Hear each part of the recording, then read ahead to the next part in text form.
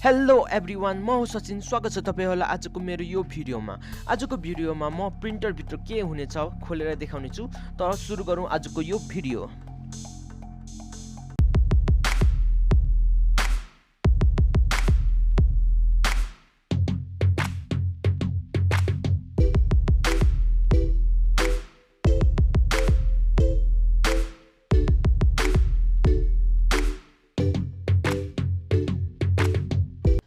आज चाहिँ मसँग यहाँ पुरानो जमानाको प्रिन्टर रहेको छ। म त्यही खोलेर देखाउने छु। नयाँ त कहिले हुन सक्छ र। ओके ल, अब म यो प्रिन्टरलाई खोल्न सुरु गर्छु।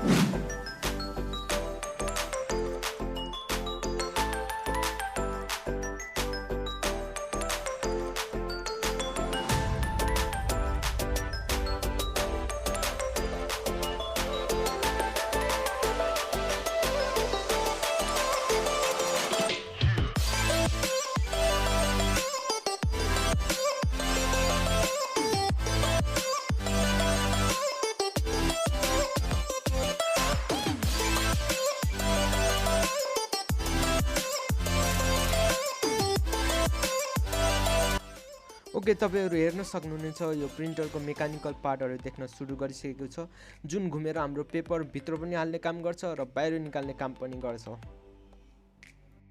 अब म यसलाई यसभित्र अझै खोलेर हेर्ने छु, तपाईहरुलाई देखाउने छु।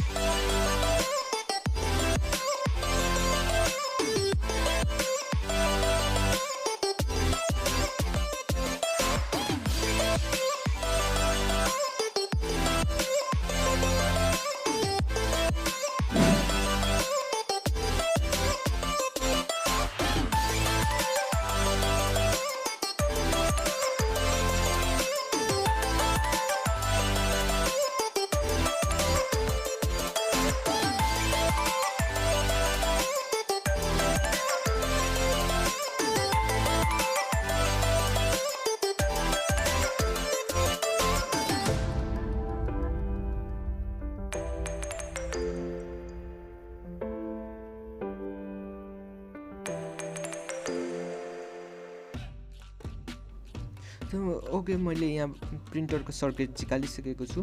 तपाईहरुले हेर्न सक्नुहुन्छ प्रिन्टरको यो सर्किट बोर्ड। यो धेरै पुरानो भएर होला, यसमा धेरै धुलो जमेको छ, त्यसले सबै कालो कालो लागेको छ।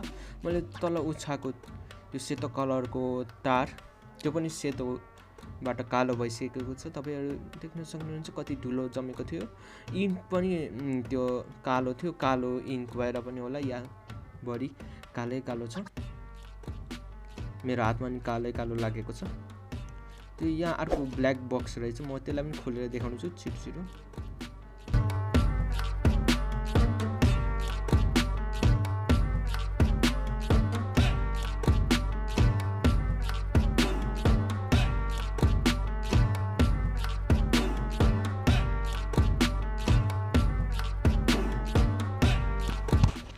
सुरुमा हेर्दाखेरि यो मलाई कुनै हार्ड डिस्क जस्तो लाग्यो, किनकि पुरानो जमानाको प्रिन्टर हो, त्यसमा हार्ड डिस्क मुभेबल डिस्क हुन सक्छ भनेर। तर राम्रोसँग हेर्दाखेरि यो लेजर डाइड भएको चिज रहेछ, त्यसले हार्ड डिस्क जस्तो लागेन मलाई।